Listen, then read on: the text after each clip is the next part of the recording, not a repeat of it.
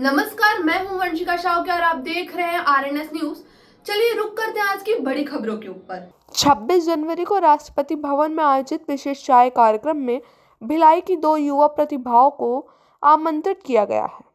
इनमें है छात्रा कविता साहू और दिव्यांग कलाकार गौकरण पाटिल। शासन द्वारा दोनों के आने जाने की पूरी व्यवस्था की गई। कविता साहू, जो भिलाई के वैशाली नगर स्थित शासकीय हायर सेकेंडरी स्कूल में पढ़ती हैं, अपने स्कूल की अटल टिंकरिंग लैब में विकसित रोबोटिक आइडिया के लिए राष्ट्र स्तर पर पहचान बनाई है।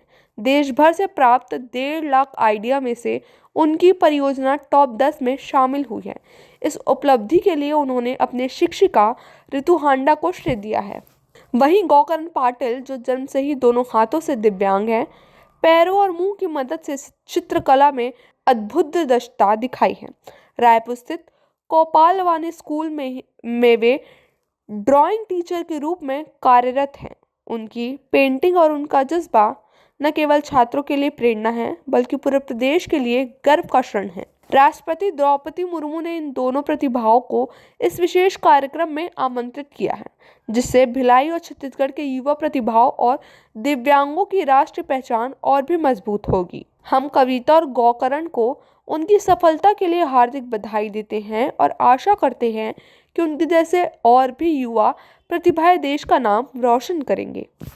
मैम, ये आइडिया जो है हमने आसपास मतलब कि जो मेरे क्लास में मेरी फ्रेंड है और भी मेरे आस पड़ोस के जो लोग हैं, और हमने न्यूज़ में भी ये बहुत प्रॉब्लम पढ़ा है।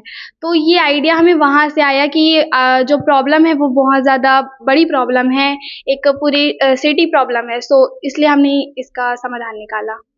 हमारे शाला की जो अटल टिंकरिंग की इंचार्ज हैं श्रीमती रितु हांडा, उनके मार्गदर्शन में हमारी शाला की 2 छात्राओं कविता साहू और अंजलि चौहान, इन्होंने मॉडल बनाया था, जो रोबोटिक एक मॉडल बनाया था जिसमें कि अंडरग्राउंड ना जाकर उसकी सफाई बाहर से ही कैसे होती है। और 1,50,000 इनोवेटिव आइडियाज़ ऑनलाइन मंगाए गए थे और उसका बहुत सारे चरणों में चयन हो रहा था और ये बच्चे जो है ऑनलाइन ही प्रेजेंटेशन दे रहे थे और इनका चयन फाइनली जब हुआ तो इनको डेल कंपनी के द्वारा और नीति आयोग ये सब के सहयोग से बेंगलोर में बुलाया गया। 6 जनवरी से लेकर 9 जनवरी तक इनका वहाँ पे वर्कशॉप था। वहाँ पे इन लोगों ने अपने अपने प्रोजेक्ट के बारे में बताया। कई सारे जजेस आए, उन्होंने देखा और उस प्रेजेंटेशन में 10 टीमें चुनी गई टॉप 10, जिसमें कि हमारे शाला का ये प्रोजेक्ट था।